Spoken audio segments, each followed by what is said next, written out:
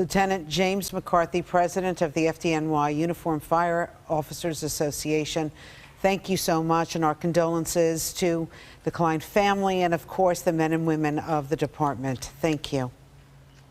Thank you. Good morning. And tragic day for the FDNY family in New York City, losing Timothy to line of duty injuries, fighting a fire, protecting the citizens of Canarsie and Bergen Beach. He was so young. Tell us a little bit about him. Well, a young guy, very dedicated to the FDNY, as you saw in that video from Stephen Pollard's funeral, friend of his.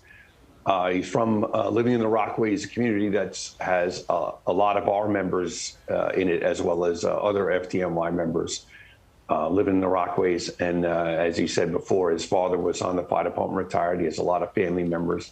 So along with his immediate family, the family of the FDNY and the Fire Officers Union and the Firefighters Union mourn the loss, this tragic loss of such a young man with such great potential in the fire department. Yes, Lieutenant, tell us about this house, this investigation. Was there anything that was not kosher happening inside that house? Well, I mean, we'll have to wait till the investigation to ascertain what the cause and origin of the fire was. But being on the end of a dead-end road, a cul-de-sac, creates a problem for the firefighting activity and our procedures. Also, there was construction in the area that may have affected the hydrants, so there was a delay getting water on the fire. And fire increases exponentially every second that there isn't water trying to extinguish it. So the delay in the first line on the fire and the problems they had with the water created a situation that was difficult to overcome with the personnel we had there. And everybody did a heroic effort, and the fire captain is currently in Staten Island Burn Center with 20% burns on his arms, his head, and his legs. And the nozzle firefighter that was operating the nozzle is also in the burn center with significant second and third degree burns to his body. And there's another firefighter with some orthopedic injuries. So everybody did as much as they could, and certainly trying to save Timothy, as well as the residents of that house. But the situation overwhelmed the members despite their best efforts. Yeah, and our thoughts are with, those members that are in the hospital this morning recovering from their wounds.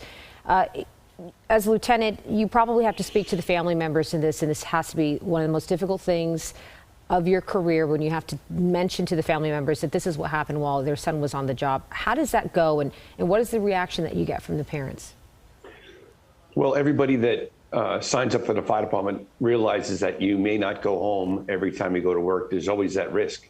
But that's why we have some strenuous training. We drill every day at work to get better at our craft. We wear the protective equipment. We work together as a team. You put your lives in the hands of other people when you go to work. And that's why it's such a family and in the FDNY. And then when you go home, you have your family at home as well as relatives that are on the FDNY. So it's a bigger group. It's always difficult to talk to a parent when anybody is injured or killed, and it's tragic, and it takes a lot of emotional toll. But we have to deal with them the best we can, and we put our own feelings aside to make sure the families are taken care of and met their every need, and whatever we can do for them to ease their pain and suffering through this tragic loss. Yeah, and we certainly, thank the family of Timothy Klein for leading an example, as you saw that, he stepped into his kind of father's shoes in terms of choosing this career. I do want to ask you something, though, in terms of maybe the vaccine and people, maybe firefighter members. This was like an issue of men being laid off, men and women being laid off for not choosing to go that route. I know last week, dozens of teachers and other school staffers were put on paid leave. This was for notice for having some fake vaccine cards. Is this something that you might be worried about in your department, especially when you say that these men and women sign up to risk their lives? Well, today we're focused on Timothy Klein and his family and the members of his firehouse. And we're redirecting our efforts and our passion and compassion to that family and our fire department family. As far as the outside politics and all of those events swirling around the fire department, we'll put those, we pay attention to those. We support any legislation that's going to support the membership of the FDNY and the UFOA. But we're focusing on the Klein family and the members of the Ladder 170 and 257. Well, thank you. Any way that we can help, Lieutenant? Well, you just reach out and make sure you express condolences to those members of the FDNY. However, we can support the Klein family and keep them in your thoughts, and say a prayer for his family and his co-workers to get through this tragic event, and give them strength in the days going forward. You have our support. Thank you so much, Lieutenant James McCarthy. We appreciate it.